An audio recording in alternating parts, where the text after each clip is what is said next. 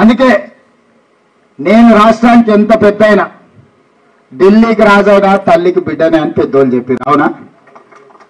నేను ఎంత పెద్ద నాయకుడినైనా కావచ్చు, పార్టీ నాకు ఎంత పెద్ద పదవిని ఇవ్వచ్చు, కొడంగల్కి వస్తే నేను కూడా మీ కుటుంబంలో ఒక్కరినే మీతో పాటు కూర్చొని మీతో పాటు మాట్లాడేటోడు.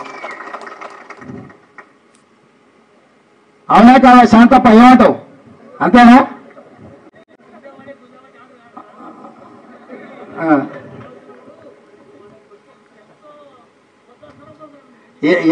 ఏడికి పోయినా చెప్పుకుంటే అయితే కుర్చీ అయితే ఇస్తారు కదా శాంతప్ప.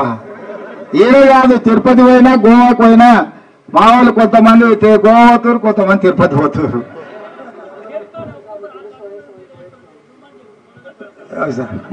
అందుకే నేనే వస్తా శాంతప్ప. అలా నిన్ను నేనే కదా దగ్గరకు ఉంచితే.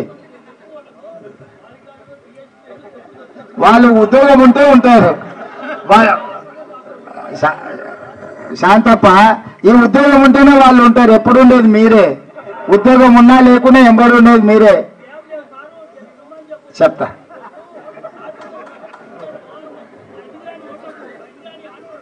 అవునా? ఓకే, మంచి. మా శాంతప్ప చెప్పినాడు. మా పోలీస్ అధికారులకు కూడా చెప్తున్నా, కొడంగల్ వచ్చినప్పుడు ఎవరు నాపకారి. అందుకే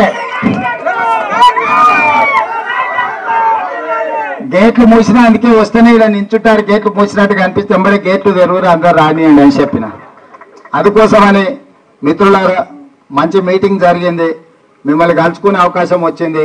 6 తారీఖు నాడు తుక్కుగూడలో, మళ్ళీ ఇది చెప్పలేదు అనుకున్నారు కదా వేదిక మీద ఉన్న పెద్ద నాయకులారు, 6 తారీఖు నాడు సాయంత్రం 5 గంటలకు తుక్కుగూడల, అప్పుడు సోనియా గాంధీ గారు వచ్చి ఎట్లయితే మన 6 గ్యారెంటీలు ప్రకటించిపోయారో